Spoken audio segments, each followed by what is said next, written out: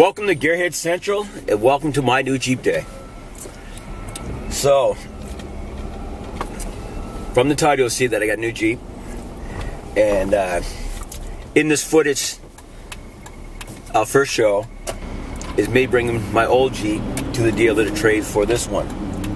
Now, I set the camera up planning on talking about the whole situation and what I was doing. Turns out, with giving away my first Jeep and getting rid of my manual transmission, although I was excited for the new Jeep, I wasn't too excited about, like I said, getting rid of my Jeep, my first Jeep, and getting rid of a manual transmission. But once I saw the new Jeep, I was very happy. And that was another issue. I didn't see the Jeep in person before I went to buy it. So saw it online, got my dealer to pick it up. My dealer looked at it. He was impressed with it. Called me, so I was doing a 45-minute drive to possibly purchase a Jeep I've never laid eyes on before in person. So that I was a little concerned about. I didn't want to waste the trip. I also had to get it all done, deal done, and back in town to go to work that afternoon. But when I saw the Jeep, very impressed, liked it. And now this all happened, would be the week before Christmas. So this is about 3 weeks now. So between work, Christmas, and everything else, haven't had time to finish off this video. So in the 3 weeks or so that I've owned it, I'm very impressed with it. It has the upgraded audio system, so it has the Alpine audio with the sub. I'm really impressed with that. My other one had the bass system with the 130 deck. Huge improvement.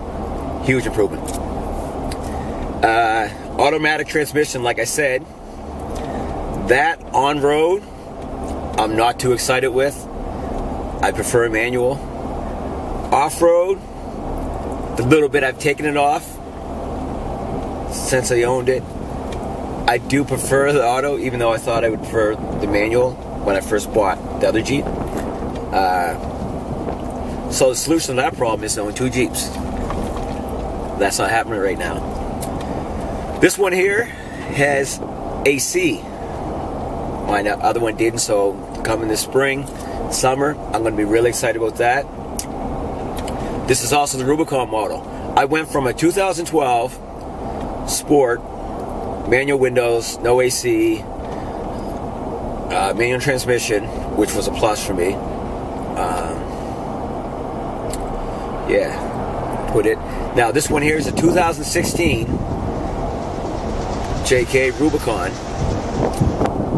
automatic transmission. Obviously with the Rubicon, you get the 4-to-1 transfer case, the electronic disconnect sway bar. You get the locking hubs front and rear, and that is one of the biggest reasons I decided to upgrade. I owned my other one for 3 years, and I was planning on, I was kind of holding off doing upgrades because I knew there's certain features I wanted that it'd make more sense to just upgrade the Jeep itself rather than just replace those components. Because when I was looking at lockers, I was looking at lockers which are about $1,000 an axle, about, let's say, $400 for the pump, and then about $2,000 for gears for front and rear. And then I had to decide whether I wanted to install it myself or get it done. There's more costs as well, so it's easily over $5,000. With the manual transmission, my wife couldn't drive the Jeep. She has her own car, but I hate having a vehicle in the driveway that she can't drive. At times I do like it, but anyway. And even if I did those other upgrades, put the lock and diffs in, like I said, my wife still wouldn't be able to drive it, and I also wouldn't have AC. And I got by, it was fine early on. My new job is closer to work, or closer to home, so taking off the Freedom panels, take them off and putting them on takes longer than my drive back home. So it didn't always make sense to take them off. Depends on the weather, depends on what I was going to do after. So that was an issue. So I had to look at everything and decide that what came down to either upgrade the whole Jeep and get a Rubicon, or I was put my lift on this spring. Looked around, found a deal that I was happy with. I was looking for an unlimited. I wanted the 4 doors. Kids are getting bigger. Just couldn't find one in the price that I was willing to pay right now. So, I mean, this here compared to what I was going to pay for an unlimited, for what I could find, just a huge difference in price. Now this one here only had 28,000 kilometers when I bought it. 29.8 now. The previous owner paid for the extended warranty, so it's good to 100,000. It already has 33-inch Duratrax on it. I have 32s on my Sport.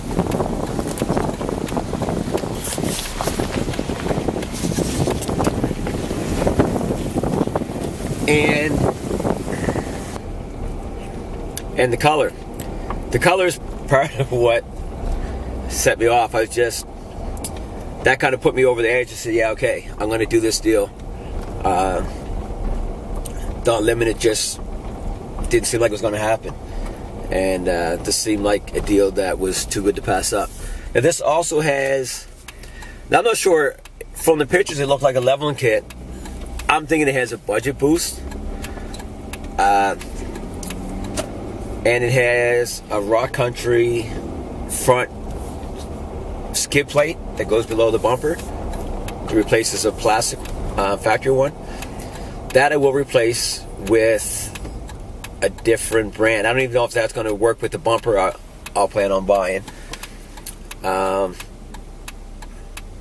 yeah, works great. Power windows, AC, got the navigation, Alpine system, heated mirrors. Really happy with it. Now I have to start working on the upgrades. I have a long list of things I want to do. First thing I need to do is get steps on this, because the kids are complaining that it's harder to get into. My Sport had running boards. So this one here, I'm thinking about putting on weld-on steps for the factory rock sliders. That'll give me more protection and also give a step for my family. I will make separate videos for some of the upgrades I plan on doing. So this video is not an hour long, and go from there. But that's it. If you have suggestions, I'd like to have a name for this build. Can't think of one right now. So if you have a suggestion, please put it down in the comment section. And that's about it. So thanks for watching. See you next time. And please consider subscribing. Thanks a lot.